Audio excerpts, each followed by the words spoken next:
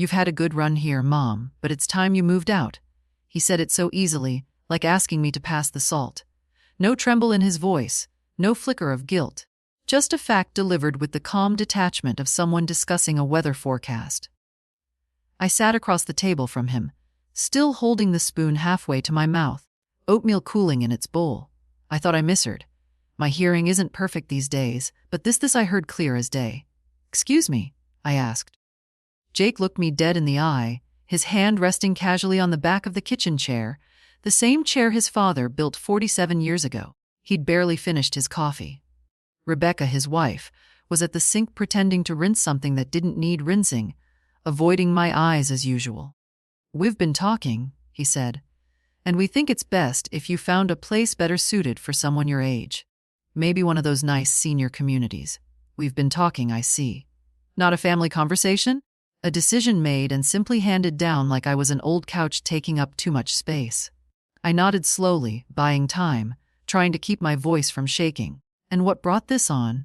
Jake sighed as if I were being difficult. "It's not personal, Mom. It's just this house. It's not really working for us anymore. We're thinking of redoing it, expanding, maybe turning it into a home office rental space. We need flexibility, you know." I looked around the kitchen. My kitchen. The same ceramic rooster on the shelf. The same yellow paint I chose with my husband. This wasn't just a house. This was my life stitched into wooden walls. I raised Jake here, buried his father from this house. I painted these baseboards with my fingers when I couldn't find a proper brush. Rebecca chimed in, finally turning around. "And we're saying this with love, Helen. We just want what's best for everyone. You included. Everyone, not me. Everyone else." "I see," I said, folding my napkin slowly. "So you've made up your minds." Jake nodded, relieved that I wasn't putting up a fight. "We'll help you look, of course. Maybe even cover the first few months if it's tight. But it's time. You've been here long enough, long enough." That night, I sat in the living room long after they'd gone upstairs. My chair faced the fireplace, the same one that hadn't worked properly in years. Jake always said he'd fix it, but never got around to it. I didn't light a fire, just sat there with a blanket over my knees, staring at the shadows on the wall. 47 years. I remembered the day we poured the foundation. Tom and I, barely 30, him with a sunburn and me with blisters from laying tile. We'd built this house board by board, paycheck by paycheck. No contractors, just neighbors, some beer, and a lot of stubbornness. And now I was being asked to step out like I was holding up progress. But I wasn't angry, not yet. Anger takes energy, and I hadn't decided yet how I felt. What I did feel, however, was something heavier. A kind of settling in the chest. Like dust on a photograph no one looks at anymore. They think I'll just go quietly, find a soft little room somewhere with cable TV and crafts on Tuesdays. They think I'll slip away and not disturb their plans.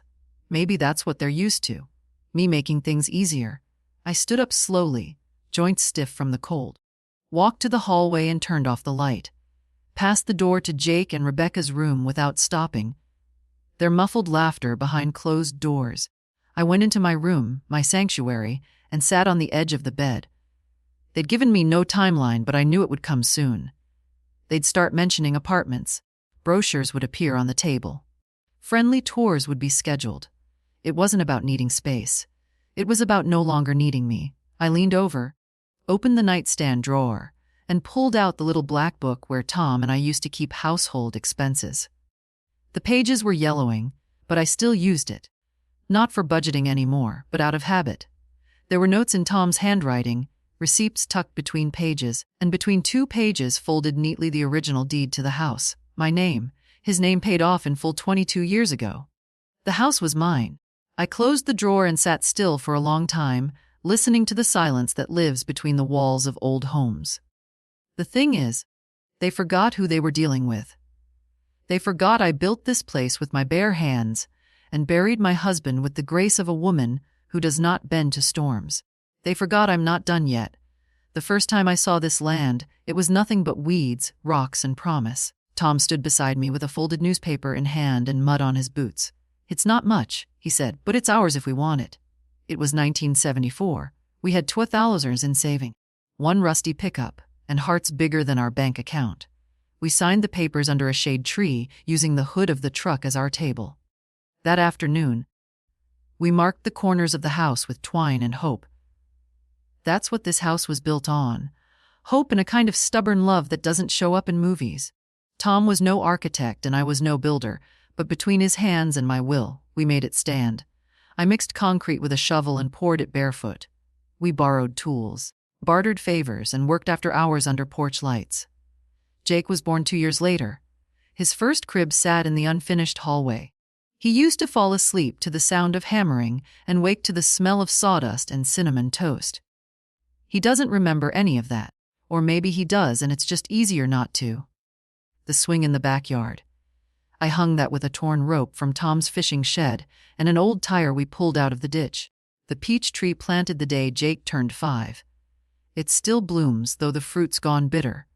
All these things, the little cracks in the hallway tiles, the slope in the kitchen floor, the squeaky third stair, they're not flaws, they're signatures, like wrinkles on a face that has lived long and well. I see those marks and remember who we were, who I was before life started folding me into the background. I thought about all this the morning after Jake's announcement. I woke early as always, brewed a pot of coffee, not that anyone else drinks it, and stepped onto the porch. The boards creaked like they always do. Tom used to say that meant the house was greeting you. It knows your step, he'd grin. The fog was still low, brushing the grass, and the smell of damp earth brought tears to my eyes without warning. Not the kind that fall, the kind that just fill up and sting. I sat on the porch swing, pulled Tom's old flannel tighter around my shoulders, and stared out at what used to be our view. It was mostly houses now, fences, kids with scooters. A far cry from the open field we had back then. Still, I loved it. They want to take it, not because they need it, but because they think I've had enough of it. I watched the light come up slow, washing the roof lines in soft gold, and I knew what I had to do. I wasn't going to let them sell it from under me, and I certainly wasn't going to pack my things and leave like a guest who'd overstayed her welcome. No, if I was leaving, it would be on my terms. And the house, it wasn't going to not anymore. Later that day, when Jake left for work and Rebecca disappeared to her pilates or brunch or wherever it is she goes when there's no one to supervise, I pulled the old lockbox from the top of the closet. My fingers knew the code by heart. Tom's birthday, inside were the things that mattered.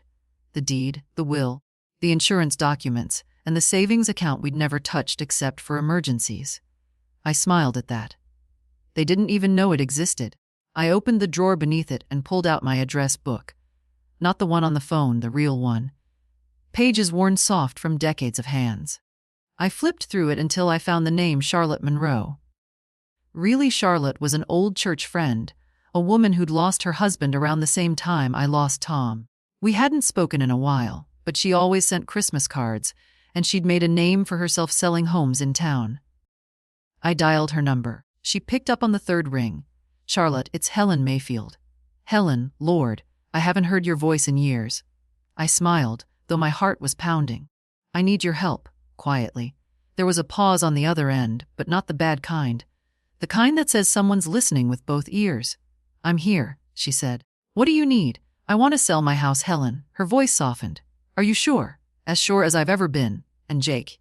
I hesitated. "He doesn't need to know." "Not yet." Charlotte didn't ask why. She didn't need to. "All right," she said. "Then let's get started." By the time we hung up, we had a plan. No open houses, no signs in the yard. Everything by appointment only, and only with buyers ready to move fast.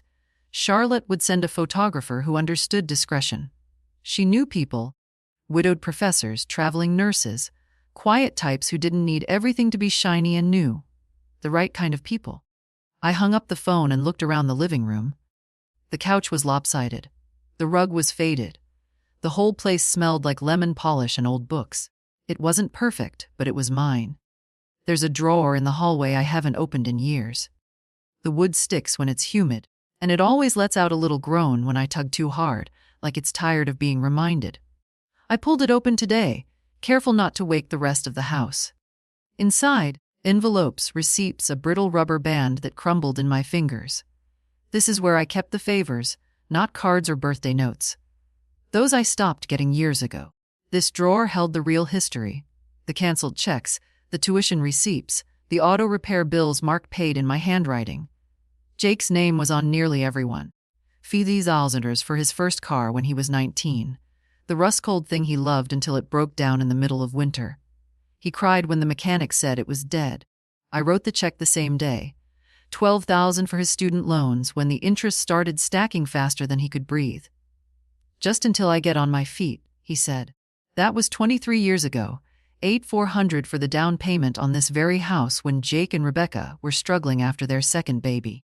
We'll pay you back as soon as we can, Rebecca said. She even hugged me. That might have been the last time. I ran my finger along the inked names, the totals, the years. This drawer was a ledger of quiet sacrifices.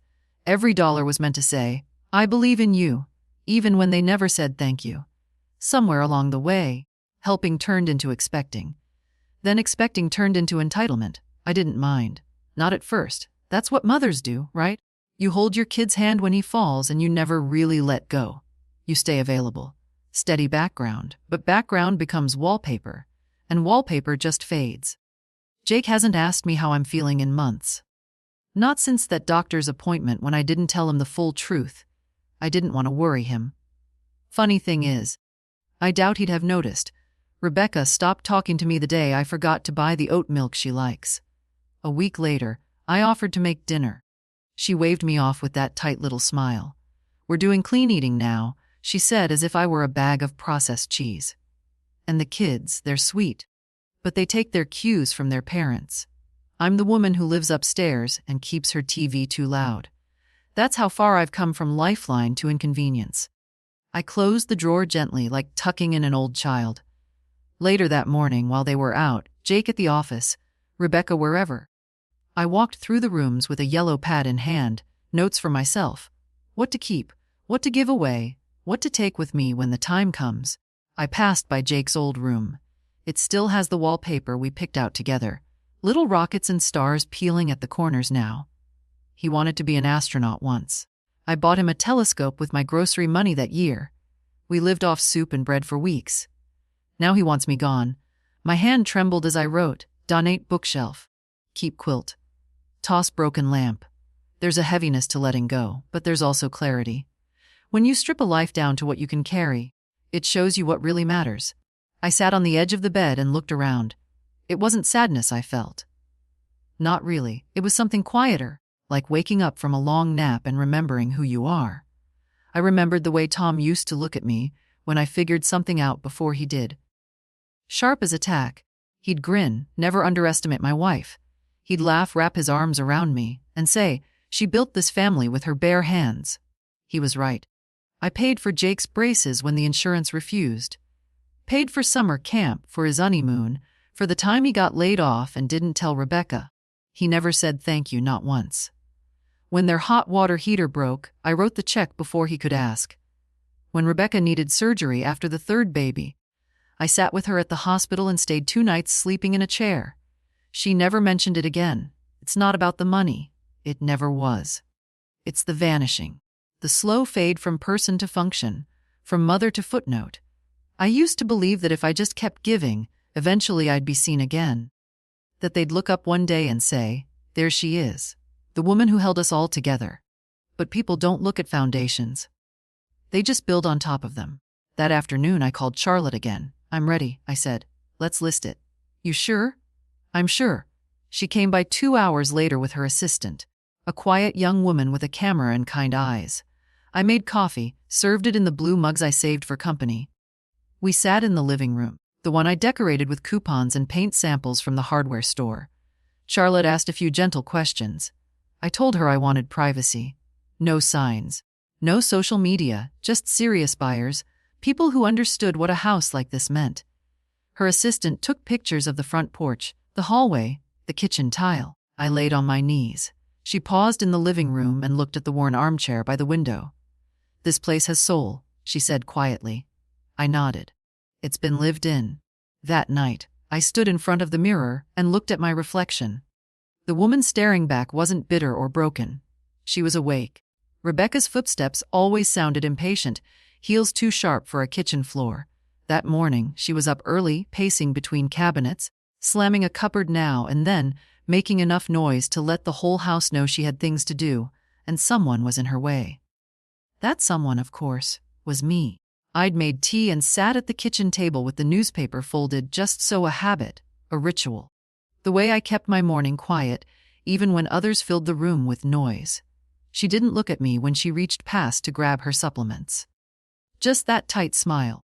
No eye contact, and then she moved to the sink. "You used the last of the almond milk," she said flatly.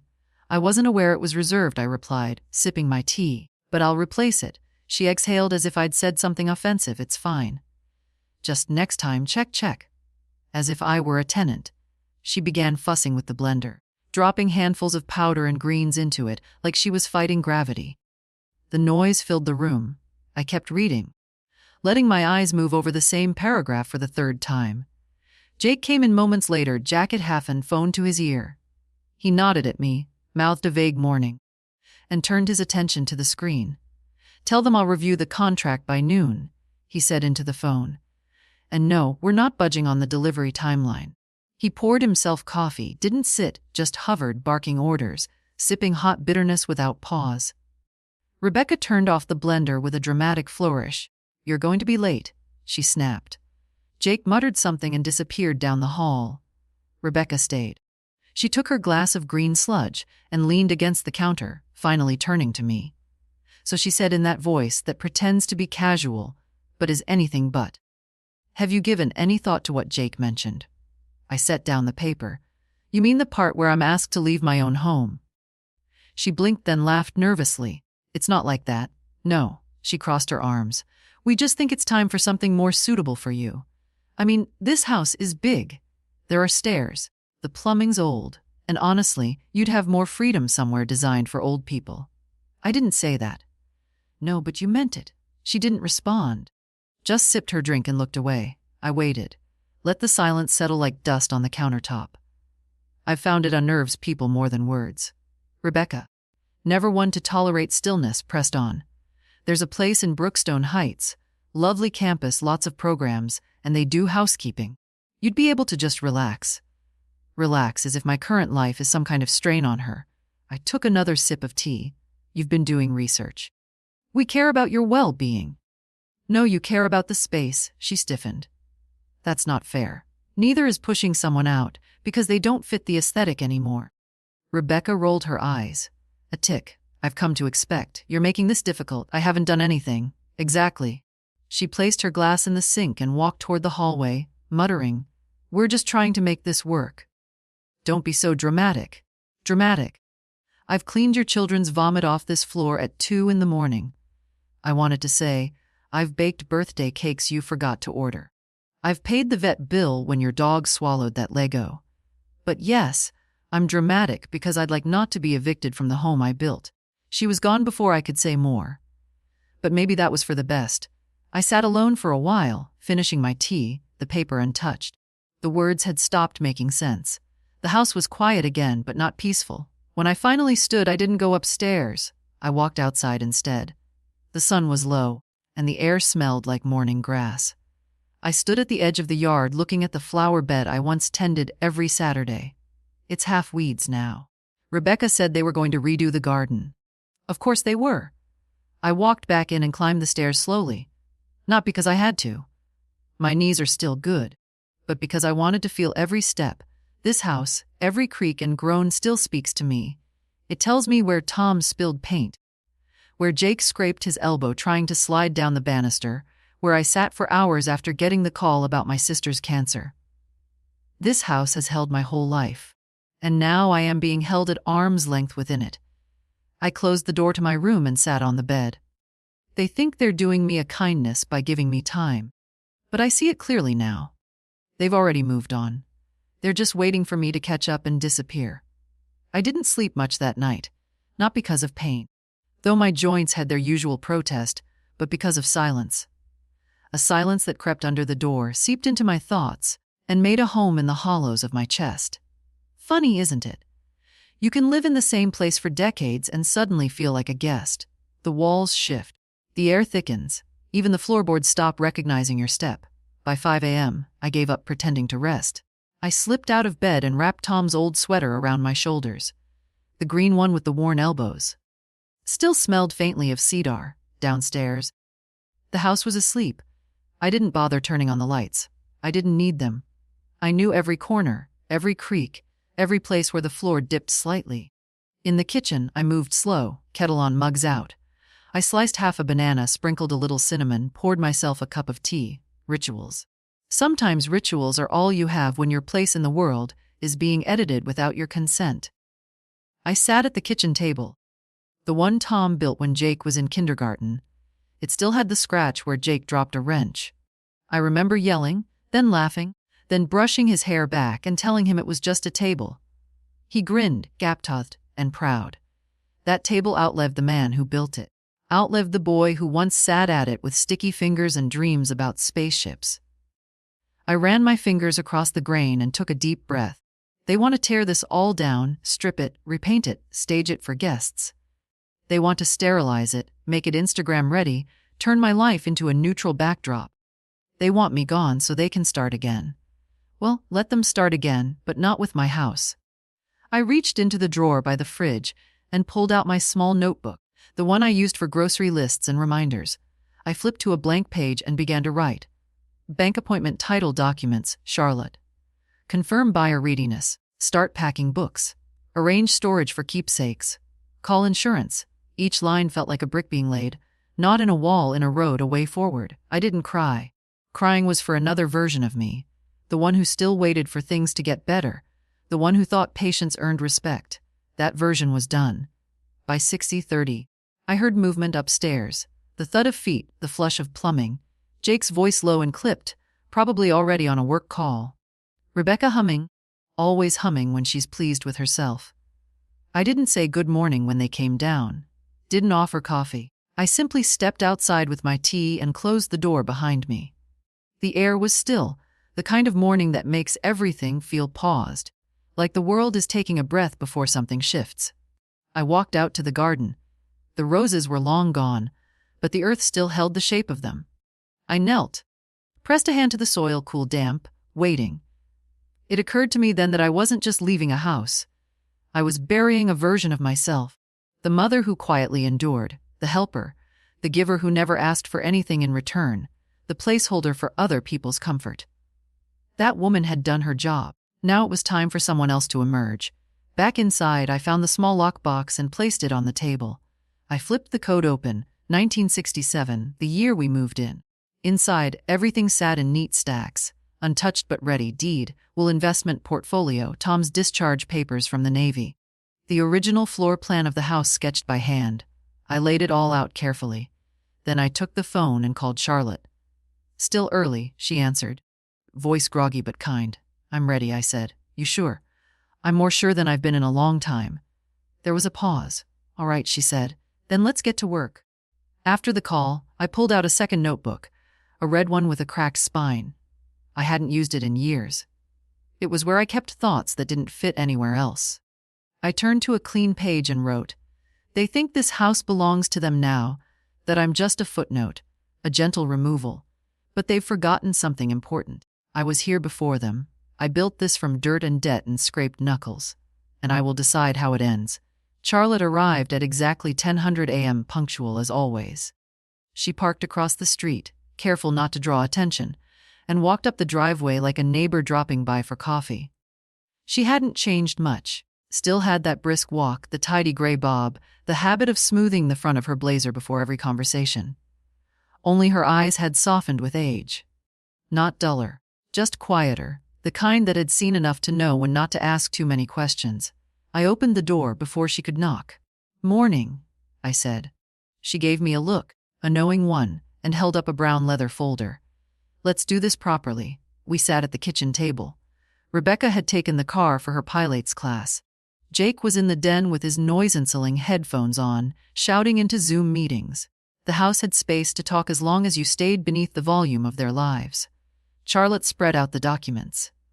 Preliminary valuation, disclosures, agency, agreement. Her assistant wasn't with her this time. Discretion, Charlotte said. She's young and sweet, but doesn't understand the meaning of the word yet. I chuckled. Good instinct. We went through everything line by line. The current market was strong, she said. The neighborhood, despite its gentrification, still carried weight. The house, though dated, had character. Buyers loved character these days. What kind of buyer are you thinking? She asked. Someone who needs a home, I said simply. Not a status symbol. She nodded, made a note. No flippers then.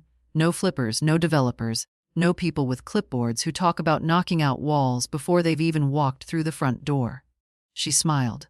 Understood. We talked timelines. I told her I was ready to move fast, not rushed, but not meandering either. She asked where I'd go, and I told her, not far.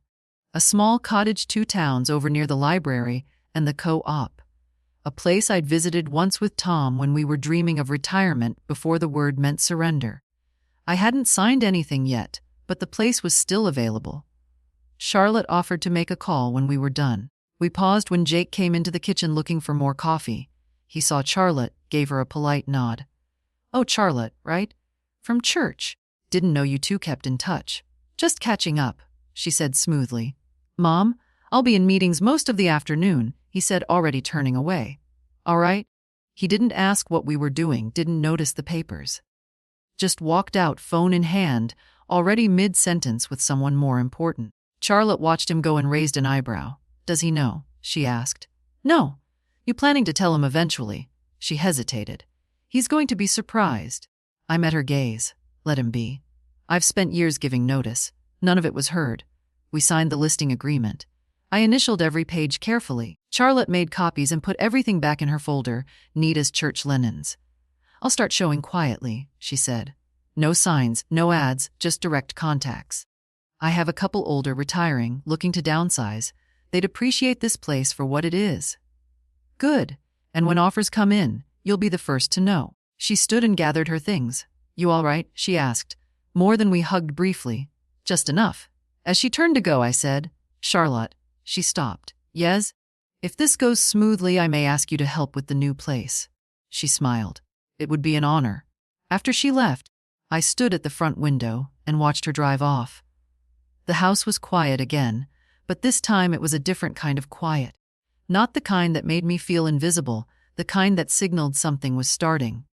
A new engine humming beneath the stillness. The day the first buyer came, I made banana bread.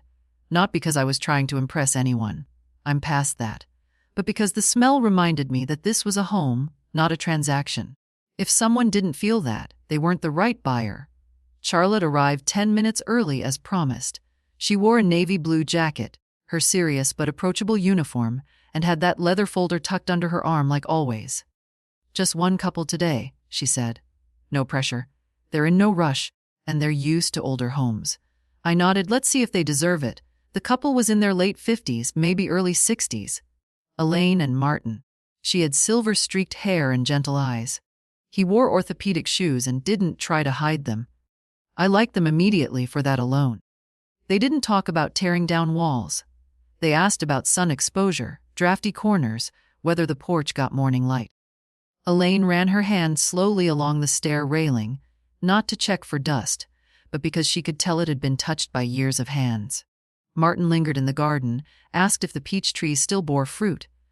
I told him it did, but it wasn't sweet anymore. They rarely are after a certain age, he said, but they still bloom. That nearly did me in. Inside I served tea and slices of banana bread on the blue plates I'd saved for holidays. We sat in the living room, not as seller and buyers, but as people. Elaine turned to me at one point. You must have loved this house. I didn't pretend I did. I still do. She nodded. Then why are you selling? That question would have unraveled me a month ago. Not now. Because it's mine, I said. And I'd like it to go to someone who understands that.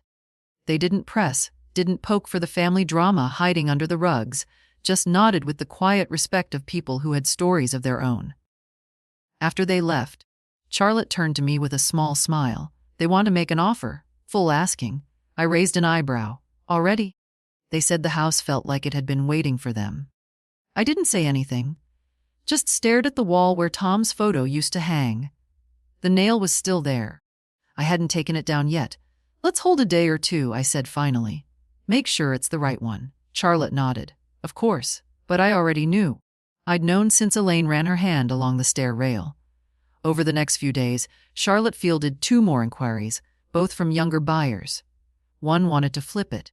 The other wanted to gut it and install floor-to-ceiling glass. No, I said. She didn't argue. Meanwhile, I started sorting. I didn't tell Jake. Not yet. He and Rebecca were too busy ordering furniture for the remodel I wasn't supposed to know about. They'd assumed I'd leave quietly, that I'd accept a leaflet, nod through a tour of pastel-painted senior units, and vanish with a thank you basket and a prepaid Uber. They didn't know I was orchestrating something else entirely. Charlotte called the following Monday. They're ready to formalize the offer. They've waived inspections. I smiled. They really want it. They do. But they have one request. What is it? They'd like to meet you again properly before finalizing, not just as the seller, but as well as you. That gave me pause. In this world, people don't ask for conversations. They want keys and square footage, not the fingerprints behind the wallpaper. But Elaine and Martin weren't people who rushed. Tell them I'll bake something. That Wednesday, we sat again at the same kitchen table. I served peach cobbler. This time, bitter but warm. The kind that needed vanilla ice cream to balance it, though I didn't have any left. They didn't mind. They brought their own. Ela took a long look around after dessert. We'll take care of it, she said softly. The garden, the porch, even the creaky stair. We won't strip it down. Martin nodded. We're not trying to change it. We just want to live in it. I believed them.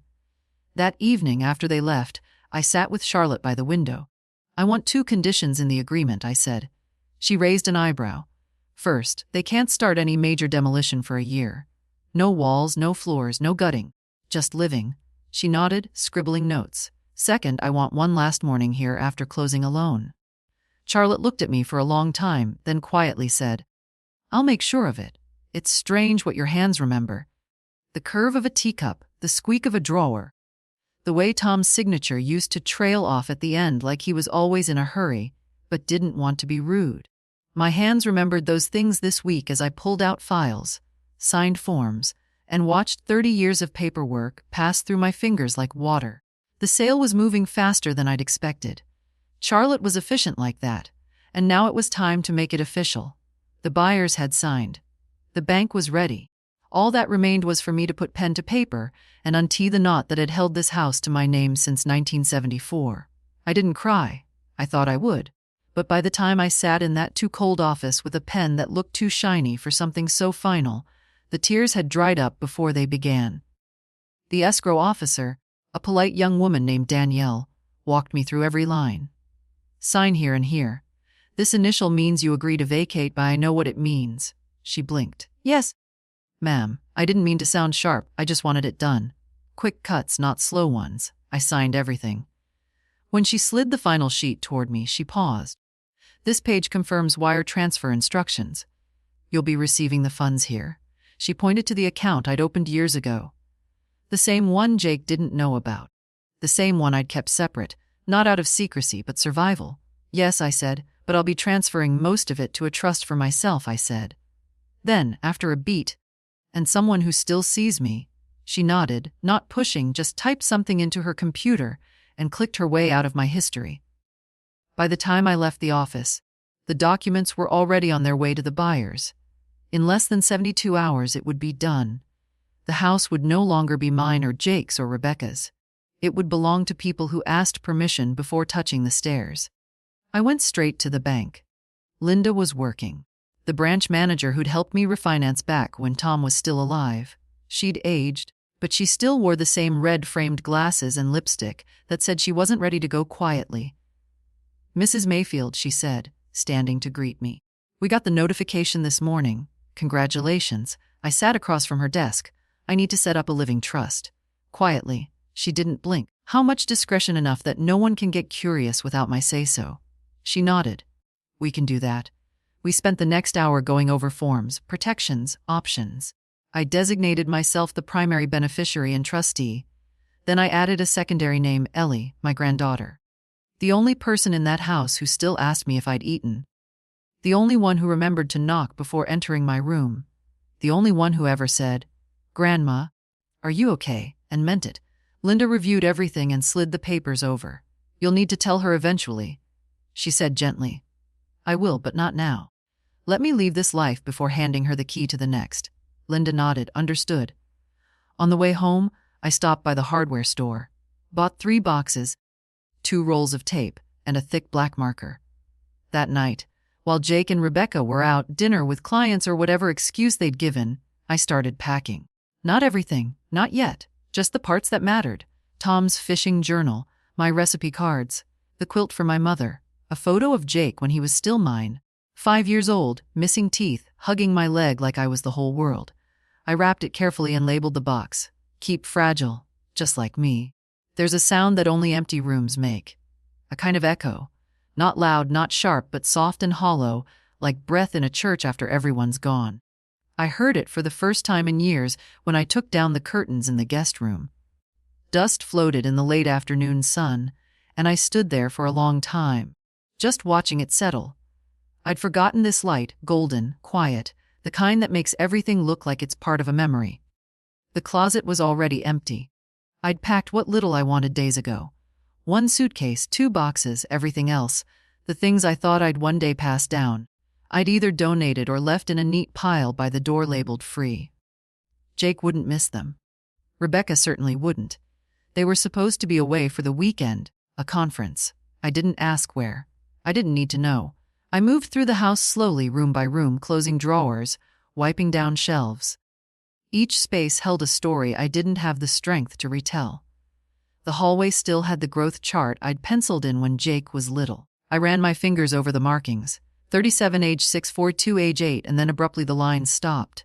He'd refused to let me measure him after that. Said it was childish. I never erased them. Not even when Rebecca painted the wall beige. The living room was next.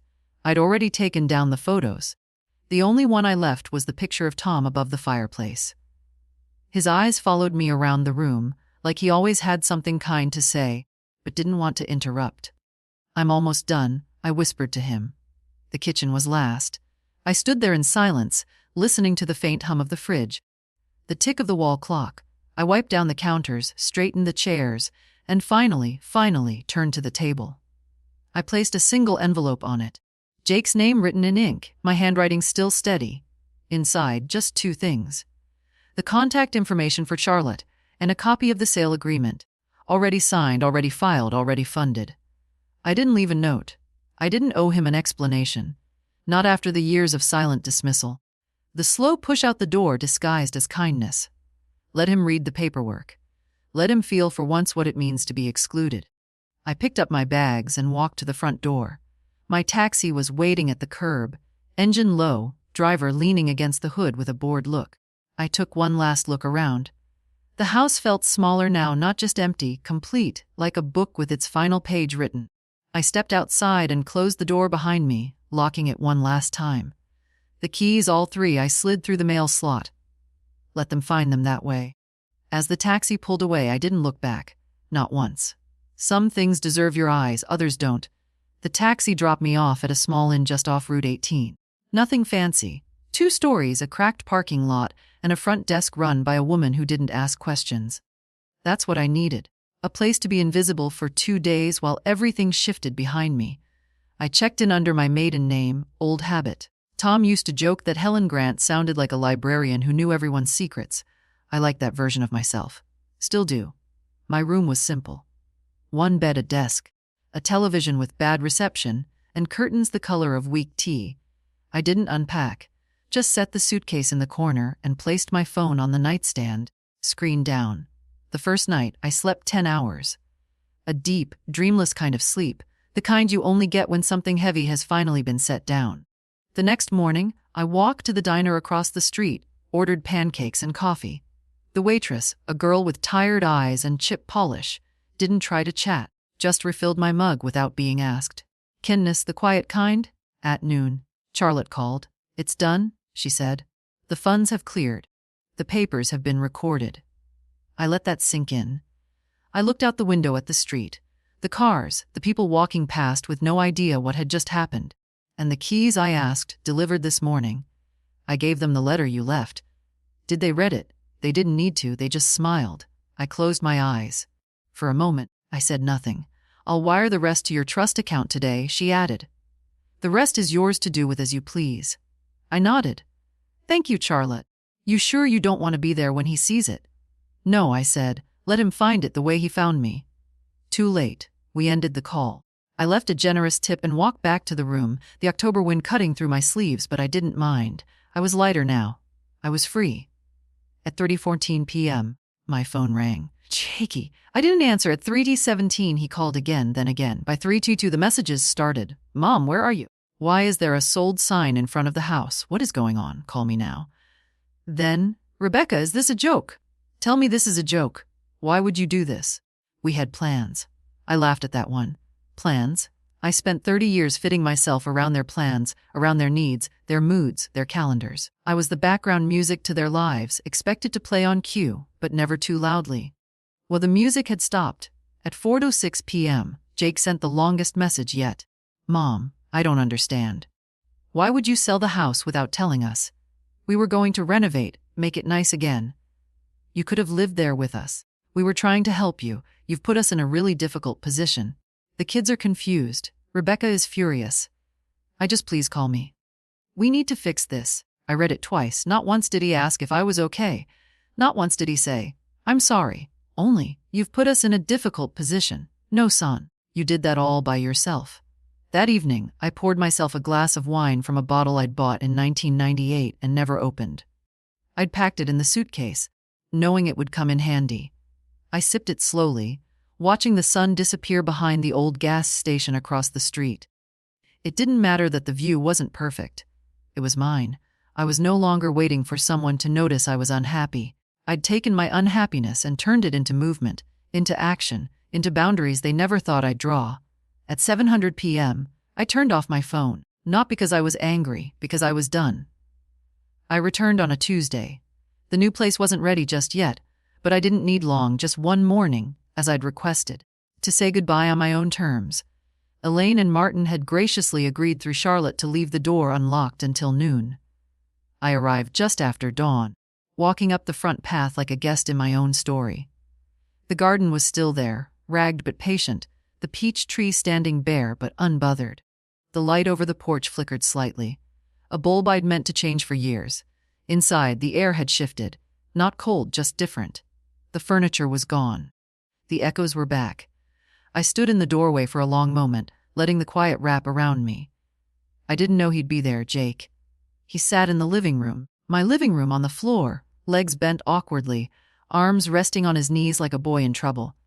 He looked up when I stepped in. His face was pale, drawn in that particular way men get when they haven't slept and still want to pretend they're in control. Mom, I didn't answer. He stood too quickly, as if realizing how small he looked from the floor. You sold it, he said without telling us. It wasn't yours to know. He opened his mouth, closed it, tried again. You could have said something, given us a chance to what? Convince me to stay quiet a little longer. Pack boxes with a smile. We could have worked something out. No, I said you would have worked me out like an equation. One more obstacle between your ambition and your perfect floors. He looked wounded. That stung, not because I pied him, but because I'd raised a man who still didn't understand the weight of dismissal. Do you have any idea how this feels? He said, stepping closer. To come home and find everything gone. I stared at him. I do. He froze. I let the words hang there, still and sharp. I know what it's like to walk into a room that was once mine and feel like a stranger. I continued. To be told gently but clearly that I don't belong anymore. That's not what we meant, he said quickly. Things were tight. We were trying to make it work. Work for who? He didn't answer. I raised you in this house, I said. I kept it running with coupons and overtime and things your father never saw. I stayed up nights sewing costumes, driving you to practice, warming soup while you sulked. And then when it was your turn to offer space, you offered an exit. Jake's shoulders dropped.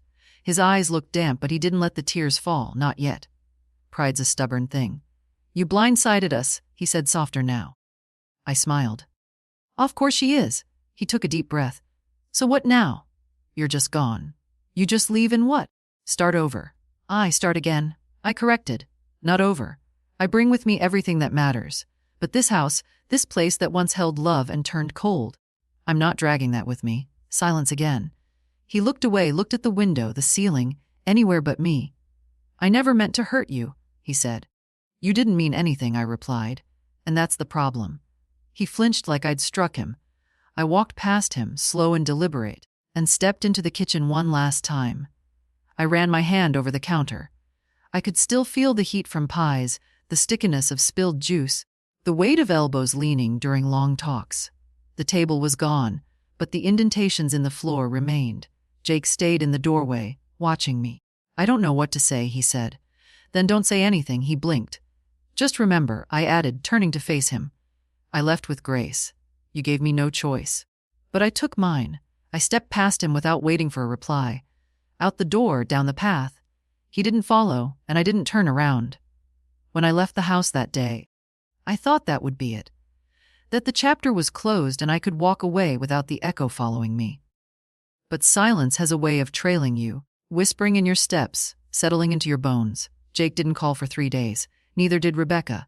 I expected anger, maybe guilt, but the quiet was heavier than either. I didn't check my phone often. I didn't need to. I knew what he was thinking. That silence would punish me. The way people go cold when they've lost control. I spent those first few days in a furnished rental. Small but clean. The kind of place made for transitions. Not lived in, just borrowed. A kettle, a bed, a lamp that flickered if you touched the cord too hard. Peaceful in its emptiness. For the first time in years, I could hear my own thoughts without someone sighing in the next room. I thought about the day Tom and I brought Jake home from the hospital. How we didn't even have a crib. He slept in a drawer lined with blankets. How tiny he was. How his fingers curled around my thumb like it was the only thing keeping him on earth. I wondered when that grip had loosened. On the 4th evening, my phone rang again. "Jake," I didn't answer. Then another call. Then a text. "Please, I need to talk." I let him wait, not to be cruel, but because I finally could. When I did pick up, it was morning. The light was soft, kind, the kind of light that forgives wrinkles. "Mum," he said, his voice rough. "Can we meet?"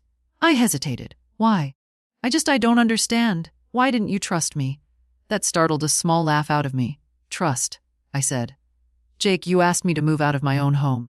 He sighed like a man who wanted to rewrite a script that had already been performed. "It wasn't like that. It was exactly like that." He went quiet. I could hear traffic in the background, the sound of him pacing. Then softly, "I just wanted to make things better for you," I said. "Not for me." Another pause. "Then I came by today. The new owners let me in for a minute. They said you stopped by that morning." I did. "It feels different now." "It should." He exhaled shakily. "It doesn't feel like home." "No," I said, "because it isn't." That was the first time he didn't argue. He didn't hang up either. We just sat there, separated by distance and years of misunderstanding. The silence between us thick, but alive. Not cruel this time, just honest. Finally, I said, "You built your life around having more, Jake. More rooms, more plans, more reasons. I spent mine trying to give it all to you. I don't regret that. But there comes a point when giving stops being love and starts being erasure." He didn't speak. I could tell he was swallowing hard. "You don't have to understand," I continued. "Just remember that sometimes silence isn't punishment, it's peace." There was a long pause. Then very softly he said, "I miss Dad. I know. I think he'd be angry at me." "He'd be disappointed," I said, "but only because he expected more from you." Another breath, another pause. "Do you hate me?" The question surprised me. "No," I said. "I could never hate you, but I needed you to see me again, not as a problem to fix, but as a person. Sometimes it takes losing something to open your eyes." He whispered something. "Maybe I'm sorry. Maybe I love you." I couldn't tell, and I didn't ask him to repeat it. When the line went dead, I sat by the window staring at the street below. A dog walker passed. A boy on a scooter. Life moving along. The silence that followed wasn't heavy this time. It was clean. It was earned. And for the first time in a long time, I realized it wasn't loneliness I was feeling. It was space. The new cottage was smaller than I remembered. When Tom and I first saw it, we joked that we'd need to downsize our memories to fit inside. But now, standing in the doorway with 2 boxes and 1 suitcase, it felt just right, like the inside of a well-worn glove. No stairs, no drafty corners, just soft light, quiet walls, and enough room to breathe without apologizing for the air I took up. The landlord was kind, a retired nurse. She handed me the keys with a smile and said, "Take your time settling in. This place needs someone like you." I don't know what she meant, but I chose to believe it was something good. I unpacked slowly, not out of fatigue, but intention. Every object I placed was a declaration I am still here, not in the shadows, not as a placeholder, here in the center of my own story. The quilt went over the back of the chair. The chipped teacup, the one Jake had painted when he was 5, sat by the sink. Tom's flannel hung on the coat hook. The photograph of me holding newborn Jake stayed in the drawer, not out of shame, out of privacy. By the end of the first week, the space began to feel like mine. I went to the co-op on Wednesday. The girl at the register smiled without rushing me. On Thursday, I signed up for a reading circle at the library. Not because I wanted to talk, but because I wanted to listen. It was strange to build something for myself without asking permission. Strange and beautiful. Jake came by on the 10th day. He called first. I appreciated that. It was the first small thing he got right in a long time. When he arrived, he brought tulips, yellow, like the ones I used to plant along the south wall of the house. He stood at the door awkwardly, unsure whether to hug me or just say hello. I didn't help him decide. I made tea. We sat at the small kitchen table, knees bumping under its narrow wood. "I wanted to see you," he said. "You're looking." He nodded, embarrassed. "I've been thinking a lot." I waited. He swallowed. "I didn't know how much space I was taking until you left." "You didn't think of it as space," I said. "You thought of it as inheritance." He didn't deny it. He just looked at his hands. "I thought I was helping," he said. "Offering you comfort, a plan. But I think what I was really doing was clearing the path for myself." "You were." He nodded slowly. "I forgot you were still walking your own." That silenced us both for a while. Then he said something I hadn't heard from him in years. I was wrong. I looked at him. Really looked. And for a moment, I saw the boy again. Not the man who made boardroom decisions with his mother's name in the margins, but the boy who used to fall asleep on my chest while I hummed old hymns. "Thank you for saying that," I said. He looked up. "I don't need you to fix it," I added. "I just needed you to see it," he nodded. "I see it now." He stood not long after. I didn't ask him to stay. He didn't ask if he could. At the door, he hesitated. My breath caught just for a second. "She keeps asking when she can visit. She can," I said. "Anytime." He smiled real this time and left with more quiet than he came in. When the door closed, I didn't cry. I just stood there, hands wrapped around a warm cup, letting the silence fill the room like light through linen curtains. Later that evening, I opened the drawer and took out the envelope labeled with her name. Ellie. I'd written a letter weeks ago, folded it neatly with the trust documents. Not for now. For later, a way of telling her when someone sees you, you don't disappear. You begin. It's easy to think that when you leave a place, it stops being part of you. But it doesn't. It travels with you. Not in the furniture or the boxes or the photo albums, but in the weight of how you open a door. In the way your hands reach for a switch that isn't there anymore.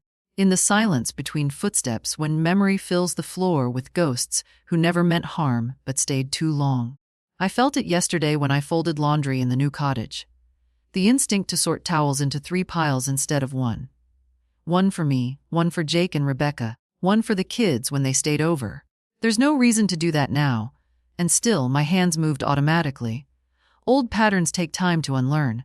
That evening, I sat on the small porch with a blanket around my legs, watching the wind toy with the dying hydrangeas by the fence. A neighbor waved on her way home. I didn't know her name, but the gesture was enough. Inside, the radio played soft jazz. I let it hum in the background while I read, not to distract, but to accompany. Loneliness and solitude aren't the same thing. I've come to realize I'm alone now, yes, but I'm not lost. Jake calls every few days. Short calls, but quieter. Less defensive. He asks if I'm eating well, if I need anything. He always says my name now, not just Mom, but Mom, are you sure? And Mom. I was thinking as if he finally understands I exist outside his schedule. We don't talk about the house. We don't talk about the sale. That chapter is closed, and he's wise enough not to try and pry it open again. Rebecca hasn't called. I don't expect she will. That's all right. Not every ending needs applause. Ellie did come last weekend. She brought me a drawing she'd made. Our old house with the big tree in front, and me standing on the porch with a pie in one hand and a cat at my feet. We never had a cat, but I didn't correct her. "I miss your pancakes," she said. "You'll get them tomorrow," I promised. We cooked together the next morning, her in one of my aprons, sleeves rolled up like she was about to perform surgery. She cracked the eggs too hard, spilled the milk, and grinned with a gap-toothed smile that made something bloom in my chest. After breakfast, we sat on the floor with a photo album. "Is this Daddy?" she asked, pointing at a picture of Jake in high school. "It is. He used to wear that same flannel every day." She looked amazed. "He had hair." We laughed. Then suddenly she turned serious. "Why don't you live with us anymore?" The question came like a pebble in the quiet, small but rippling. I thought for a moment, then answered as truthfully as I could. "Because sometimes when people stop seeing you clearly, you have to walk away so they remember what they're missing." She frowned, thinking, did it work? I smiled. "Ask your dad." That night, after she'd gone back home, I sat with the album still open in my lap. The past no longer felt heavy, just full, like an attic you'd finally organized. Everything's still there, but no longer on top of you. I looked at a picture of Tom standing in the yard with a hammer in his hand, the frame of the house behind him, half-built, full of dreams. We had nothing back then. No blueprint, no safety net, just love and a mutual agreement to figure it out as we went. That was enough. It still is.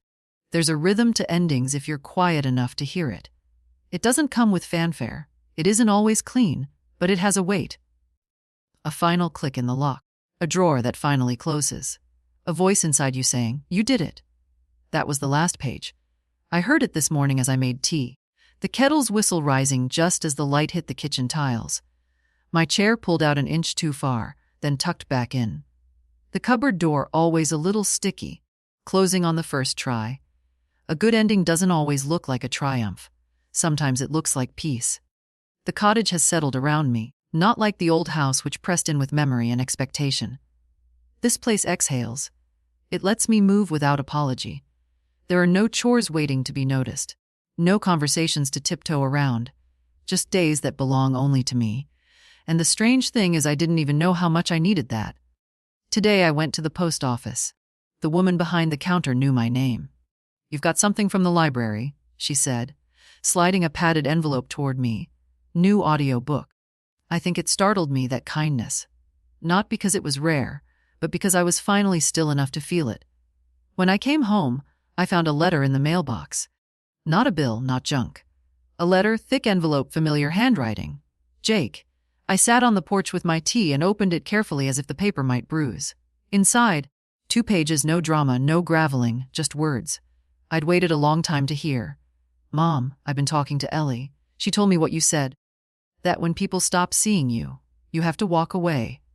I've been thinking about that a lot. And I want to tell you, I'm starting to see you again.